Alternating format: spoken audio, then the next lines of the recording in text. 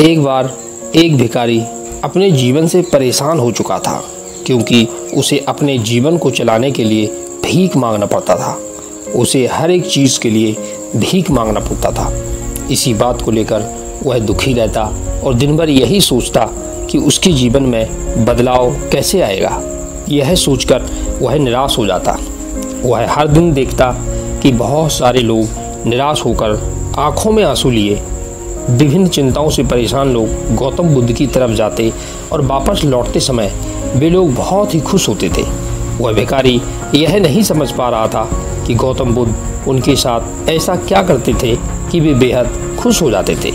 वापस लौटते हुए लोगों के हाथों में ना तो ढेर सारे पैसे होते थे, ना ही सोने चांदी, तो फिर ऐसा क्या होता था कि लोग बुद्ध के पास से लौटते वक्त इतना खुश होते थे।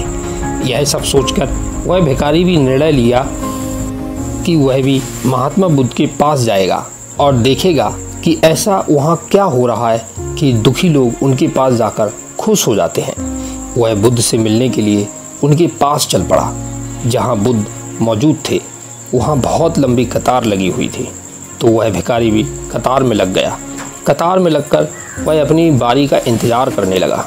देखते ही देखते उसकी बारी आई और उसने बुद्ध से कहा, बुद्ध जी, मैं बहुत ही गरीब हूँ, मेरे पास कुछ भी नहीं है। मुझे अपना जीवन चलाने के लिए दूसरों से भीख मांगनी पड़ती है।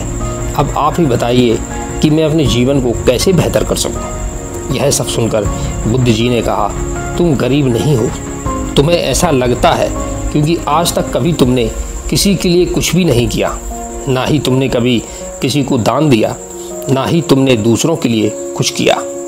यह सब सुनकर भिखारी के मन में एक आशंका जाग उठी। अपनी आशंका को दूर करने के लिए भिखारी ने पूछा, मैं तो एक भिखारी हूँ, मैं लोगों को दान कैसे दे सकता हूँ और कैसे लोगों की सहायता कर सकता हूँ। मुझे तो खुद अपना जीवन चलाने के लिए दूसरों से पैसे मांगने पड़ते हैं, दूसरों से भीख मांगनी पड़ती है। यह सब सुनने के बाद गौतम बुद्ध थोड़ी देर चुप रहे और फिर उसे बोले, तुम्हारे पास हाथ है जिससे तुम लोगों की सेवा में लगा सकते हो और दूसरों का भला कर सकते हो। इसके अलावा तुम्हारे पास मुँह है जिससे तुम लोगों से अच्छी अच्छी बातें कर सकते हो और दूसरों का हौसला बढ़ा सकते हो। यह सब करके भी तुम दूसरों की सहायता कर सकते हो। ज़रूरी नहीं कि दान सिर्फ पैसों से किया जाए। हम चाहे तो हम शिक्षा का भी दान कर सकते हैं, चाहे तो अन्न का भी दान कर सकते हैं। ऊपर वाले ने अगर किसी को पूरा अच्छा शरीर दिया है तो वह गरीब नहीं है, वह बस दिमाग से गरीब है। उसे इस विचार से हटकर दूसरों की सेवा में लगाना चाहिए।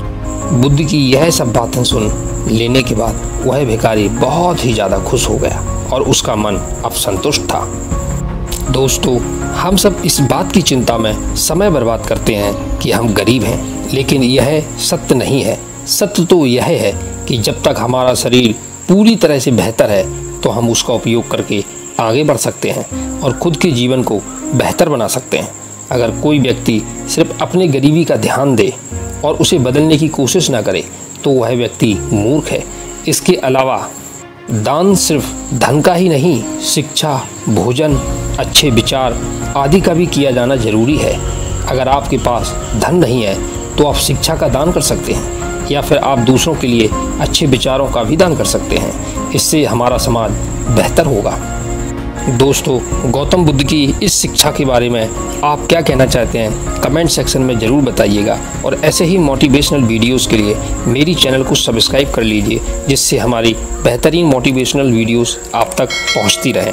और इस वीडियो को लाइक और शेयर कीजिए। मिलते हैं नेक्स्ट वीडियो में।